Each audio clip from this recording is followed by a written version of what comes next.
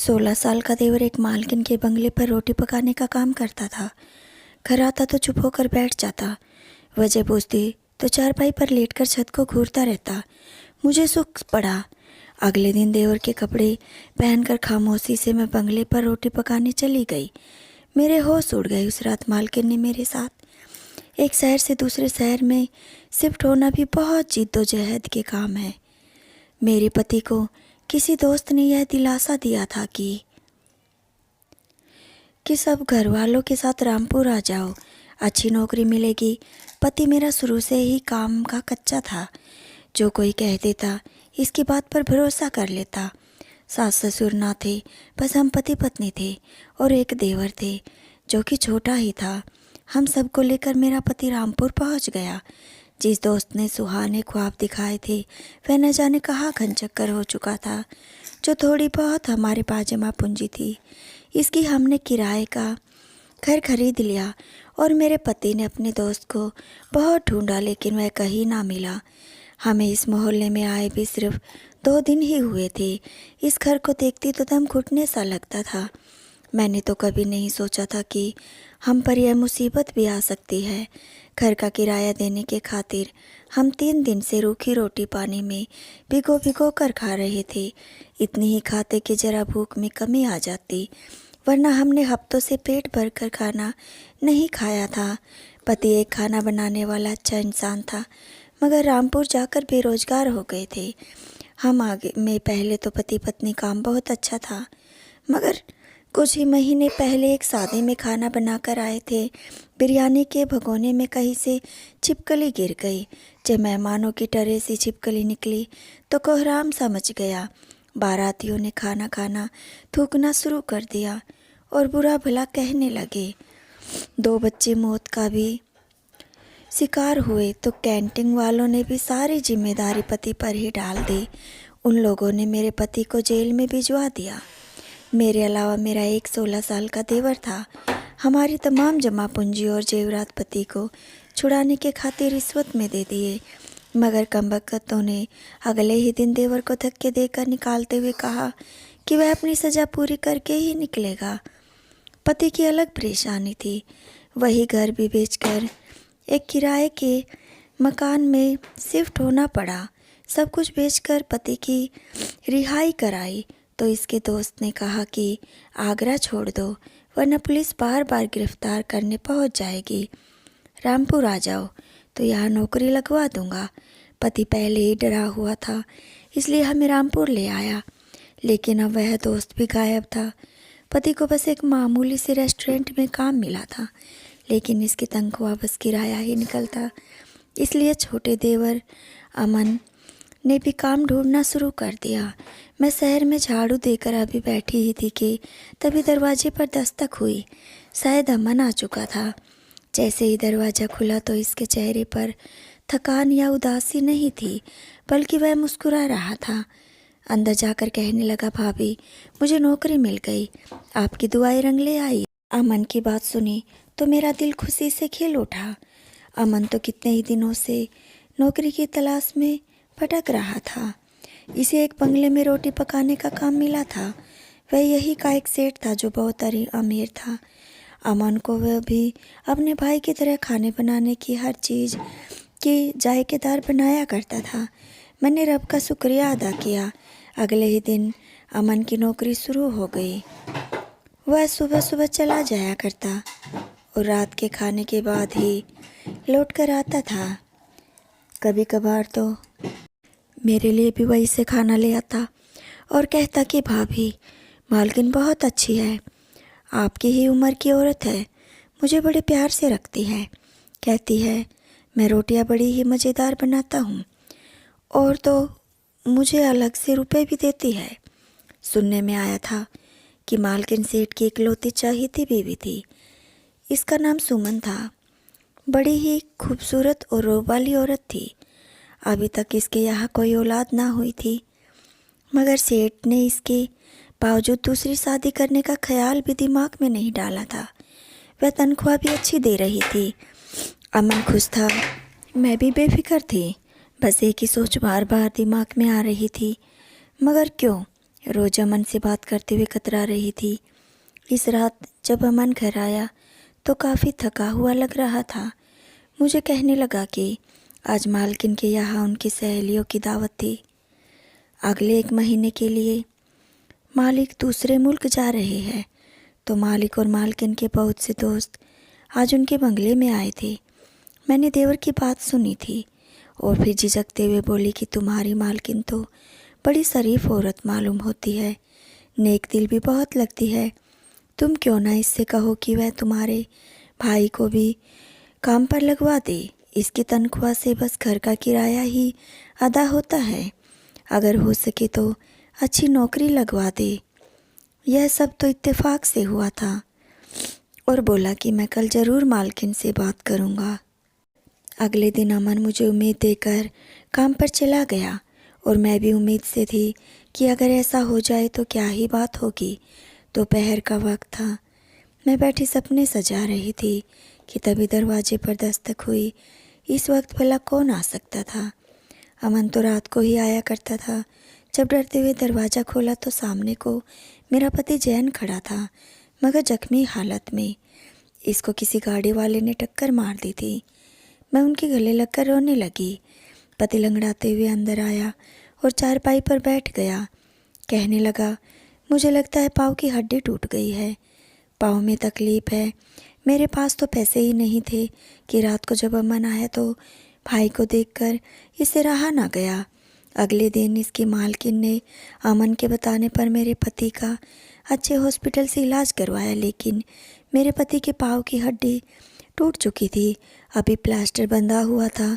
मैं चाहती थी कि खुद जाकर मालकिन और मालिक का शुक्रिया अदा करके, मगर पति इस वक्त मेरे मोहताज थे, इसलिए नहीं जा सकी। 15 दिन बाद पति भी काम पर जाने लगे। पहले से काफ़ी बेहतर हो गए थे। अमन वैसे तो रोज़ वक्त पर आ जाता था, लेकिन आज अभी तक नहीं आया था। रात के 1 बज चुका था और मैं इसकी बेचैनी से इंतज़ार कर रही थी। आधी रात को कॉल करके कहने लगा कि मैं आज बंगले में ही रहूँगा। मैं भी चुप हो गई। पति का भी काम अगले दिन से शुरू हो चुका था। इस दिन जब देवर वापस आया तो उसके चेहरे पर जरा भी मुस्कुराहट नहीं थी। इसने अपनी जेब से नोट निकाल कर मेरे हाथ पर रख दिए। कहने लगा, भाभी यह ले, घर का खर्च चलाए, मुझे तनख्वाह मिल गई है। मैं तनख्वाह पाकर मुस्कुराई, मगर देवर को गुमसुम देखकर हौल सी उठने लगी। मेरी अपनी कोई औलाद ना थी। रब ने 3 बेटे दिए थे, मगर तीनों में से 1 या 2 महीने होकर ही मर चुके थे। देवर को अपना बेटा समझती थी। बिल्कुल माँ की तरह मुझे इसकी फ़िक्र थी। मैं देवर के कमरे में गई, जहाँ वह उदास सा चेहरा लिए लेटा छत को घूर रहा था। मैं इसके करीब आई और माथे पर हाथ रखा। वह जो बिल्कुल ठंडा था। देवर से सवाल किया तो कहने लगा, बिल्कुल ठीक हूँ, बस जरा थकावट है। मैं भी खामोश हो गई। अगले दिन दोबारा देवर बंगले में ही रहा। जब देवर ने पूछा तो कहने लगा, मालकिन कहती है मुझे बंगले में अकेले डर लगता है। तुम भरोसे के काबिल लड़के हो, इसलिए यही रुक जाया करो। देवर की बात सुनकर तो मैं खामोश हो गई। ना जाने क्यों मुझे ऐसा लग रहा था कि जैसे कुछ ठीक नहीं है। वह मुझे परेशान सा लग रहा था। अमन शायद मुझसे कुछ छुपा रहा था। पहले तो वह बोलते थकता ना था, जरा जरा सी बात पर बहुत तेज हंसता था और अच्छे खासे मौके पर भी बात को बदलकर जो मंजर पेश करता कि हंसी आ जाया करती। मगर कई दिन से उसकी खामोश रहना मुझे परेशान कर चुका था, या फिर शायद इसके भाई का आना इससे अच्छा नहीं लगा था।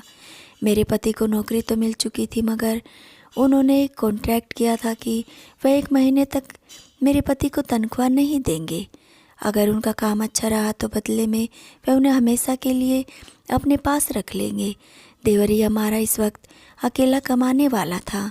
वह जो कुछ कमा कर लाता था, इसी से ही घर का खर्च चलता रहा था। कहीं इसके दिमाग में यह बात तो ना आ गई कि अब इसे मेरे साथ अपने भाई का भी खर्च उठाना पड़ेगा। मेरे दिमाग में अजीब गरीब से ख्यालात आ रहे थे, मगर मैं देवर की आदत से भी वाकिफ़ थी। वह ऐसा तो कभी भी नहीं सोच सकता था। फिर आखिर क्या बात थी जो देवर इस कदर परेशान था? अगले दिन वह घर वापस आया तो कहने लगा, आज से मैं शाम को ही जाया करूँगा और फिर सुबह वापस आया करूँगा। मैं चौंक कर देवर को देखने लगी। मुझे यूँ देखता पाकर देवर नज़रें चुराने लगा। कहने लगे कि तुम तो रोटियां बनाया करते थे, क्या मालकिन ने तुम्हारी ड्यूटी बदल दी है जो अब तुम रातों को जाया करोगे? देवर खामोश हो गया और मुझे कुछ ना बोला। मैं इसके पास गई और इसके सर पर हाथ फेर कर कहने लगी, क्या बात है अमन, तुम काफ़ी दिनों से परेशान लग रही हो। कुछ परेशानी है तो मुझे बताओ, क्या हुआ है? वहाँ पर काम करने वाले तुम्हें तंग करते हैं या मालकिन बहुत गुस्सा करती है? अमन ने गहरी सांस ली और फिर कहने लगा कि नहीं, ऐसी कोई बात नहीं है भाभी, मैं बिल्कुल ठीक हूँ। यह कहकर वह दोबारा या तो कमरे में चला गया। यूँ ही सोचो कि गुम बैठा रहता, चेहरे पर पीलापन आता जा रहा था, खाना भी ठीक से नहीं खा रहा था। अक्सर मैं तंग आके कहने लगता कि बंगले का अच्छा खाना तो मेरा आस आ गया, इसलिए भाभी के हाथ की बनी फीकी सी दाल तुम्हें अच्छी नहीं लगती। तो अमन हल्का सा मुस्कुरा कर बात को नहीं में कह देता। देवर की हालत मुझे परेशान कर रही थी। पति तो वैसे ही शहर में एक बड़े से रेस्टोरेंट में काम कर रहे थे। मुझे देवर की फ़िक्र होने लगी। दिल में कई ख्यालात आ रहे थे कि आखिर मालकिन इसे आधी रात को अपने पास क्यों रखती थी। मैंने फैसला किया कि मैं इस मामले की तह तक जाकर रहूँगी। अगले दिन देवर जब घर आया तो मैं इसके पास चली आई और बोली कि आज तुम घर ही रहो, आज रोटी बनाने में जाऊँगी। देवर ने जब यह सुना तो इसका रंग लाल होने लगा। वह बौखलाए हुए अंदाज में कहने लगा, नहीं नहीं, आप कैसे जा सकती हैं, यह काम तो मेरा है। मैं देवर को मुस्कुराकर बोली, रोटियां ही बनानी है ना, इसमें कौन सा मुश्किल काम है, तुम तो अच्छी रोटियां वैसे भी मैं बना ही लेती हूँ। बिल्कुल गोल और नरम रोटी। देवर ने यह सुना तो चुप हो गया, मगर मुझे लगता था जैसे वहाँ पर जाने से मुझे रोक रहा हो। कहने लगा, भाभी आप मत जाए वरना मालकिन गुस्सा करेगी। मगर मैंने इसकी एक ना सुनी और इसे बोली कि तुम यही रहो, मेरा भी फ़र्ज़ बनता है कि मैं तुम्हारे साथ घर का खर्च चलाऊं।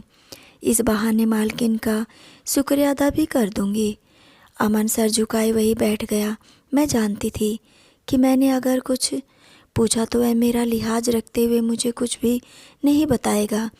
यही सोचकर इस दिल में देवर के कपड़े पहने और रोटी बनाने के लिए चली गई। मैंने अपना हुलिया बिल्कुल मर्दाना कर लिया था। देवर के कपड़े पहनकर सर पर बालों को चूड़ा बनाकर कैप पहन लिया। मैं लड़का बन के जब बंगले में पहुंची तो इतना आलीशान बंगला अपने सामने देखकर मैं दंग रह गई कि कितनी देर मैं भूत सी खड़ी रही। फिर अंदर दाखिल हुई तो नौकर कहने लगे कि तुम यहाँ क्यों चले आ रहे हो। मैंने फ़ौरन गले को झिंझोड़ कर कहा कि आज अमन की तबीयत ठीक खराब है, इसलिए इसकी जगह खाना बनाने आया हूँ। इसने मुझे अंदर आने की इजाज़त दे दी।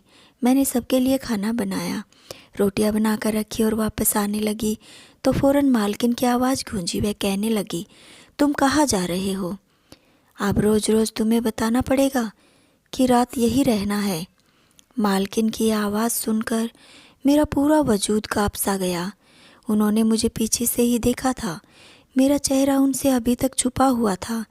शायद अमन के कपड़ों में देखकर मुझे अमन ही समझ बैठी थी। मैं ही अमन हूँ। मैं फ़ौरन वहीं से वापस किचन में चली गई। 10 बजे सभी नौकर जाकर अपने अपने घर को जाने लगे। सिर्फ मैं किचन में बची थी। जब घर खाली पाकर मालकिन ने आवाज़ गूंजी, अमन मेरे कमरे में आओ। मालकिन के अल्फाज सुनकर दिल धड़कने लगा। वजूद में एक सनसनी सी दौड़ गई। पलट कर देखा तो मालकिन सीढ़ियाँ चल कर जा रही थी। फ़ौरन अपने होश पर काबू पाया और कुछ देर बाद मालकिन के कमरे की तरफ बढ़ गई। जब कमरे का दरवाज़ा खुला तो धक्का सा लगा। कमरा पूरे अंधेरे में डूबा हुआ था। दिल में अनगिनत ख्यालात उठने लगे। जैसे ही कमरे में कदम रखा तो फ़ौरन मालकिन मेरे करीब आ गई और मैं हाँफती हुई उस घर से भाई, मेरा दिल तो जैसे सीना चीरकर बाहर गिरने वाला था। घर के दरवाजे पर पहुंचकर मैं हाँफने लगी और घर में दाखिल हो गई। कुछ देर पहले जो राज मुझ पर खुला था, मेरे तो होश उड़ गए। मेरी हालत देखकर देवर कहने लगे। कमरे से बाहर निकल आया और सर झुकाए खड़ा हो गया। इसकी आंखों से आंसू गिरने लगे। मैं चाहती हुई भी इसके करीब आई और बोली, अमन, मैं तुम्हारी माँ जैसी हूँ, मुझे सच सच बताओ कि आखिर क्या हुआ तुम्हारे साथ। अमन कुछ देर तो